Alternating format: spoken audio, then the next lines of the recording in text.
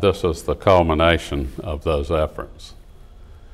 As I said, we presented the budget, both the operating budget and the reserve budget, to the Tide Point Community Finance Committee, and then the committee recommends it to the Board of Directors, and the Board of Directors accepts it.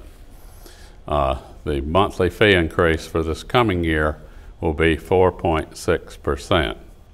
You all received copies of the 2022 budget, the reserve budget, and also the 10-year plan that shows you how we plan to spend over the next 10 years. We've been working with this plan for 20 years, so it's reached 2 full cycles of that, and it's a rolling 10-year plan, so it's adjusted every year. Major influences this year: June of last year we had to make wage increases for 4 departments that had lower waged people that we were trying to keep. We had 28 openings at one point last year. We're down to about 6 at this point, which is really good. So about $100,000 of the salaries and wages was that increase from last year that was effective last June and carries over for a full year into this year. Also, as any other merit increases for salary positions at about 2.8%. Our insurance increased this year by $48,000. We had a large increase in workers' compensation, about $100,000 in workers' compensation, but that also was offset by a decrease in flood. When they redrew the Hilton Head flood maps, the only building that is in the flood zone at this point is the guardhouse. So we did pretty good on that. So we didn't have the buy down on the flood insurance that we have typically expensed. Our utilities, we're budgeting to go up slightly over what we projected for this year. Dining and culinary, the food budget to budget was over about $100,000 this year. We anticipate it'll be about $100,000. I think it's in the 90s at this point, 98,000. So it'll be, we're budgeting $127,000 more than we budgeted last year, but only about $12,000 over our year-end projections. So we're anticipating that leveling off at what we have been spending this year. And then in resident services, we're going to buy a small bus, trade in the large bus, so it'll be a lesser lease than we have been carrying, but we haven't had a lease for about 2.5, 3 years. So that has been a reduced amount because we had paid up all our leases at that point. So we will have a bus lease, and also gas prices are increased. And then our technology and equipment rentals like copiers, printers, etc., and other technological licenses for our different programs are increased by about $23,000. Any questions about any of this? These are really the reasons that you're looking at for the 4.6. Okay, as we said, the monthly fee increase is at 4.6%, which represents $468,000 more than in the last year. Our food and beverage revenue we're planning on increasing. As you know, during 20 and 21, we had some reduced revenue in food and beverage due to quarantines, etc. during that year, where we received less revenue.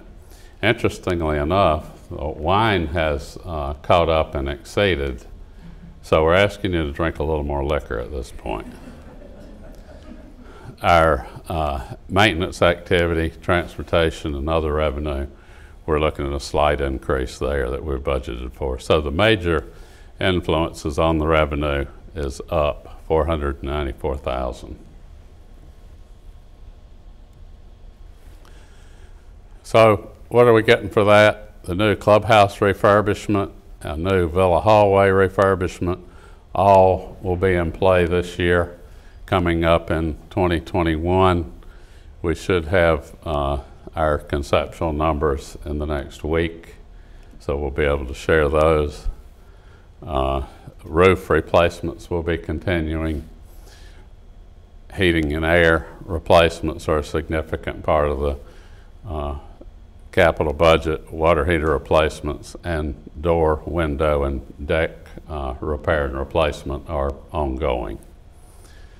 Landscaping upgrades, we're anticipating about $35,000 there, and also elevator upfits. We have some significant ongoing elevator upfits. And then we are increasing the reserve contributions by 0.1% over last year. If you've looked at the 10-year plan, we go up about 0.1% a year, which really helps us stabilize that 10-year plan.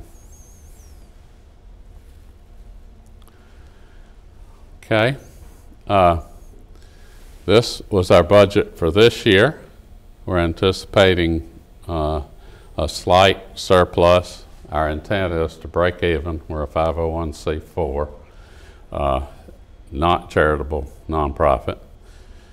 So we're anticipating a slight increase. And also we have included a little over $50,000 that could be recovered in insurance from pandemic related. We do have insurance for that, but we have gone ahead and put those expenses in all three of these budgets because we don't know when we're going to get that money. So there could be some money forthcoming from that, but it could take years, as I think all of you are aware.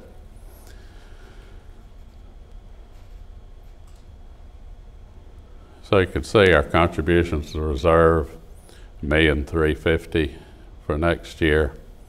Our net operating funds at $10 million, our expenses at about $10 million, so we anticipate a break even for the end of this year as well as next year. Okay, this is what your monthly fee increase looks like. As you can see, the range goes from $125 a month in the Cape Charles for a single person to $268,000 in the largest cottage for a couple. That's the range. The average fee will be $3,890. Any questions? Okay. Okay. This may be a little hard to read, but it can give you the impact. As you can see, we have $1 million planned, item number 4. We have $1 million planned to spend on the clubhouse and the hallway refurbishment this year, and also the total will be about $2.6 million on those two projects. We also have $171,000 in roof replacements, $101,000 down at the bottom, number 25, in the HVAC systems, and then a large air conditioner replacement up at number 1, a rooftop unit. That's almost $50,000 for that. We also have $50,000 set aside for the any structural repair and maintenance that may be required, also replacement of windows that we do regularly. And you'll see a significant amount of IT upgrade as well. Any questions about any of the expenses planned? You all have a copy of this piece. Any questions on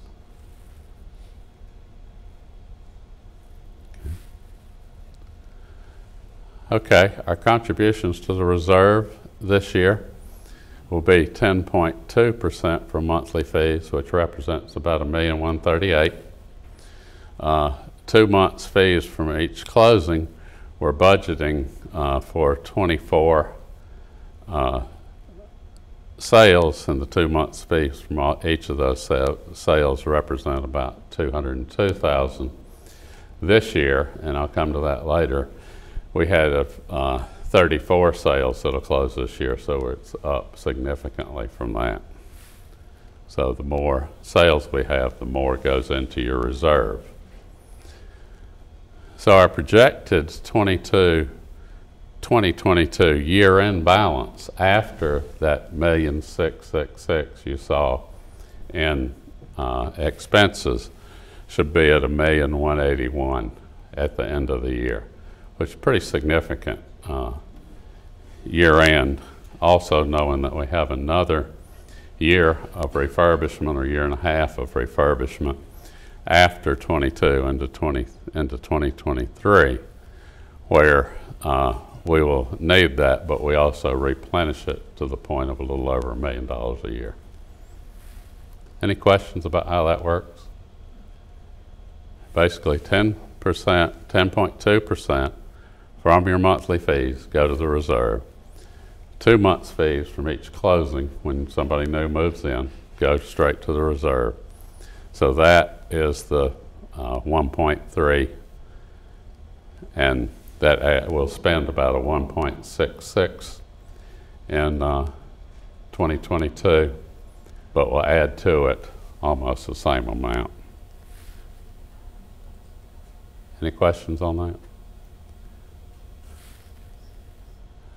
Okay, this is a history lesson here. This is our 25 years in business.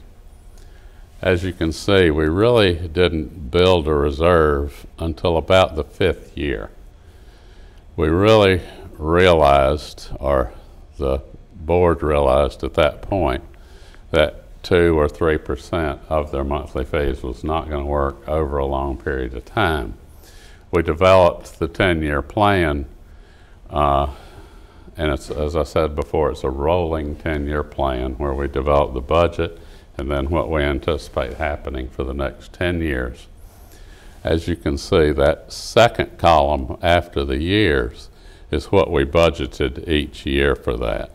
So we've averaged budgeting about $847,000. However, as you can see in the earlier years, we were only budgeting to spend $68,000, $51,000. And then about 2003, it jumped up with a lot of air conditioners. We all of a sudden had a lot of 8, 10-year-old air conditioners that had to be replaced. Air conditioners have lived much longer since those initial installations. You can see around 2008 and 2009, we had a refurbishment just like we're getting ready to have now. It was about $3 million over 8, 9, and 10. And then we did all of the exteriors where we replaced all the sealant, all the paint. It's a 25-year paint we replaced it with, and it took us about 3 years to get the entire project done. But we were able to do that directly after that, 2014 and 15. And now we're building up for the next one. We've budgeted, as you can see. This year, we're going to spend less by about $700,000. And then this next column is how we did against what we budgeted. And we have averaged over the 25 years to be ahead of that by about $200,000. Then the reserve balance end has averaged about $1.2 million. As you can see, first 7 or 8 years we grew it, then we needed to build up to spend it several times, and then again we've built up to be able to do that expenditure again this year. So we've averaged over $1 million in there. This is something that the Finance Committee and the board agonize over every year is how much over and above what they're anticipating on spending should be kept. You know, what is the reserve for? The reserve is for emergencies, and we'll talk about that later. For your comfort, should we have an emergency, we want to make sure we have those dollars there. And then also the year-end balance for operations. As I said, we try to break even. Our average over the 25 years is $30,000 a year, or over time, $691,000. And our average increase has been 3.7%. The lowest we've been is 1.5%. You can see some of those years in the middle there. The major thing that has affected us over time, however, it hadn't affected us as much in the last, I'd say, 10 years, has been property insurance. When V took over the property insurance and began to shop that for all 10 communities at one time, we had significant drops in the property insurance, and still our increases are low, and they shop that every year. Any questions about any of this? This is a real neat little report card, I call it, of how we've been doing for 25 years.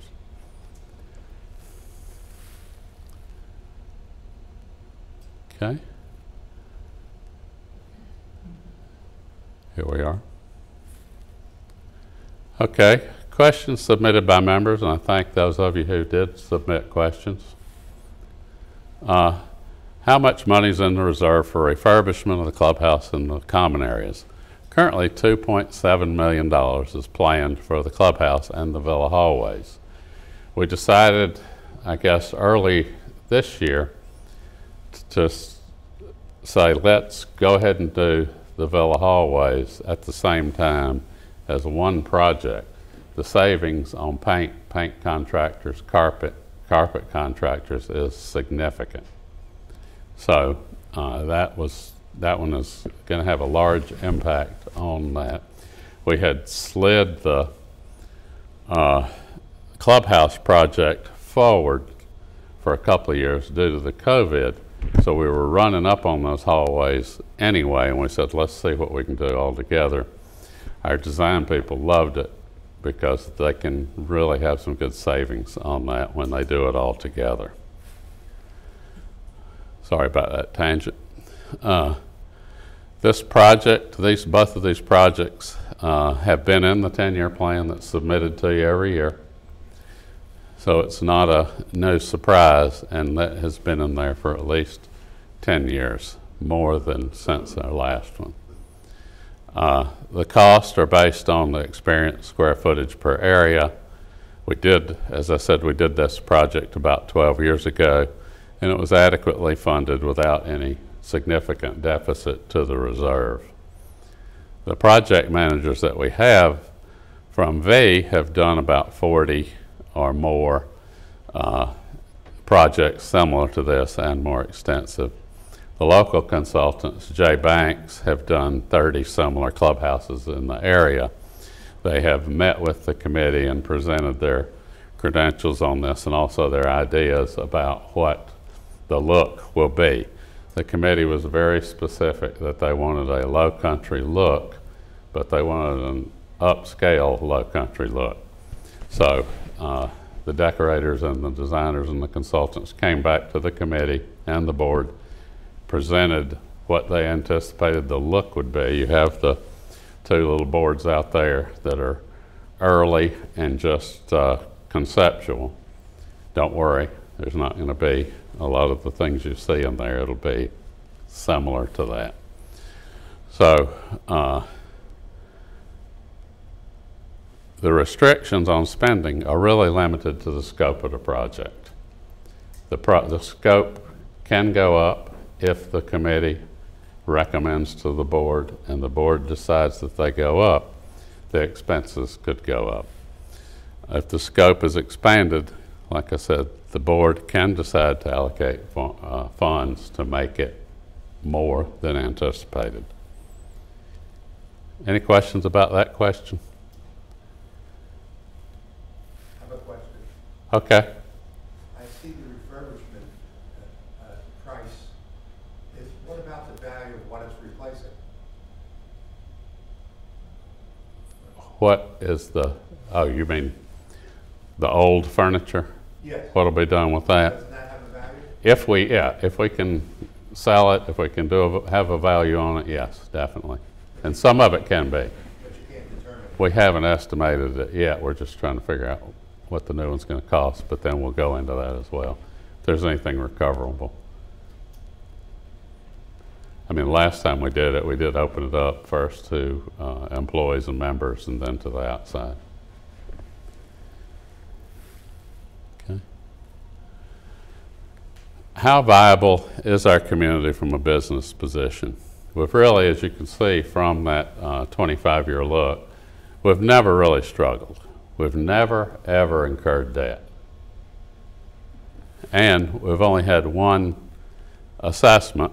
We experienced over $5 million in damages during Hurricane Matthew, and V funded it and managed it so that there was no cost. There was a presentation to the board about how it could be paid for, but V decided to go ahead and fund that recovery, and the recovery was about $5 million. I'm still arguing with Sandy about how much it actually was. And we were able to get that done quickly. After it was all settled, the board opted to assess all the members. We weren't really sure where we would end up. It ended up pretty favorable at about $287,000. So that could have easily been taken out of the reserve. It could have been funded by credit, but they opted to go ahead and do a one-time assessment, and it worked out to be about a couple $1,000s or less per unit for the damages, and that finally settled about 2 years after the hurricane. There's never been a need before or after for another assessment, and because of the way we carefully manage this reserve with the Finance Committee and the board, we really don't anticipate anything that can't be covered, because you're planning on having $1 million extra there. And our board has also looked at other options like a line of credit or other things should a hurricane happen. We only have $1 million, we need $4 million, etc. And V has always helped with that as well. Okay. The board opted years ago to really, I want to say 4 or 5 years ago, to keep $1 million minimum in the reserve. Sorry, that was me. That's a debate that the Finance Committee and the board have every year, is how much should safely be in the reserve. And they've kind of settled on $1 million, and as you've seen in our 25-year look, that has been a pretty consistent amount to have $1 million in the reserve over and above what is spent each year. Any questions on that? Yes, sir. Question regarding reserves. Is that in the form of cash? How is that invested, or how is it handled? Is it Okay, the reserve is in CDs and money markets, is laddered. As you know, there's not been a lot of return on it, but we want it to be safe and also insured. So we have it in probably, 7 CDs, I think it is, 7 CDs, and some pretty significant amount in money markets, because we've been getting ready to spend it. You know, we're going to, once we start the spending on this, we're anticipating spending $1 million of it this year. So 2022. So we've had that ready, and there really hadn't been anywhere good to invest it. We do whenever we can. Finance Committee meets on that monthly, takes a look at it, takes a look at due dates, and recommends where it might go. And we're always open to even wilder ideas as long as they're safe. Great question. How does V determine the required annual contribution to our reserve to meet the future FF&E needs? We work with the Finance Committee of the board throughout the year. As I said, there are many iterations submitted to the board, many ideas submitted to the committee during the year to see what is safe, what's still going to have $1 million, or can we spend something and bear a little less than $1 million every year. So every year we examine that.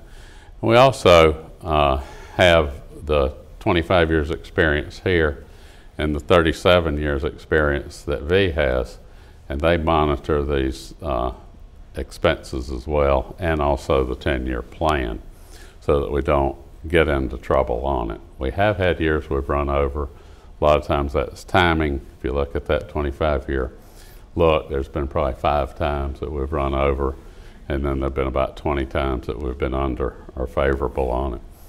So this year, we really kind of held back on a few things, anticipating that we may need those for the refurbishment. So we've actually held up on a couple of projects that have not gone as quickly as anticipated because they weren't as urgent. Roofs was one of those we slowed down on. Roads was one we slowed down on. The money's there, as you can see in the capital list. The money's there to do it. So we didn't lose anything by doing it. Okay. What percentage of member initiation fees and closing costs does V contribute to the reserve fund?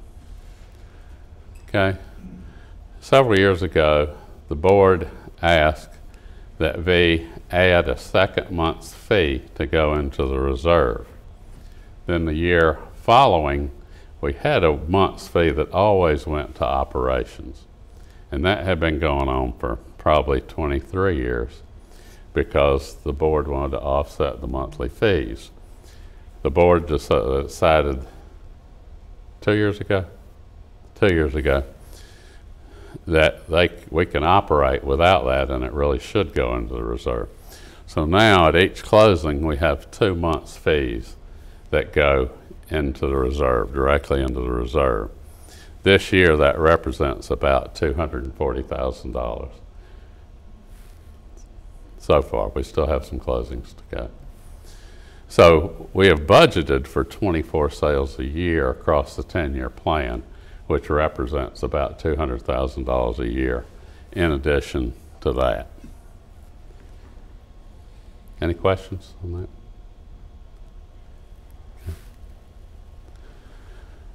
Okay, what are the restrictions on spending reserve funds? Every year, the Board of Directors and V Management and the Finance Committee can also recommends heavily to the Board on the annual expenditures for the capital budget based on the 10-year plan and how that'll affect the future as well. So whenever we make a change, first it'll be a change we need, then second it's a change we'd like to have. So the board can always consider exceptions. Throughout the year, the Finance Committee monitors this monthly. They check the reserve goals, as I talked about. Is $1 million the right number? Could we spend $500,000 more and have $500 for a year or so until it built back up? Those are all options that the Board of Directors makes decisions on. So currently, as I said earlier, that goal is $1 million above expenditures. And as you've seen over the 25 years, how we've budgeted those capital expenditures has been pretty consistent. We've been able to spend a little less than we had budgeted and also return more to the reserve than anticipated. Okay. Any questions about anything except line items? Okay. Anything else you'd like to talk about? Yes, sir. Compared to last year, this screen is a significant improvement. Oh, man. This is the greatest thing ever. Before, we've had projectors, wires, etc. And I thank you, Admiral, for pushing us along on that. It is. I mean, you could actually read those grids. Yes, absolutely. I mean, could you read them in the back? The 25-year look? I didn't think so. Yeah. Okay. Well, we have those available. I also will have hard copies of the plan available. And you can watch it again tomorrow. We could read the surplus. Yes. Okay. Anything else for the good of the group? Happy holidays.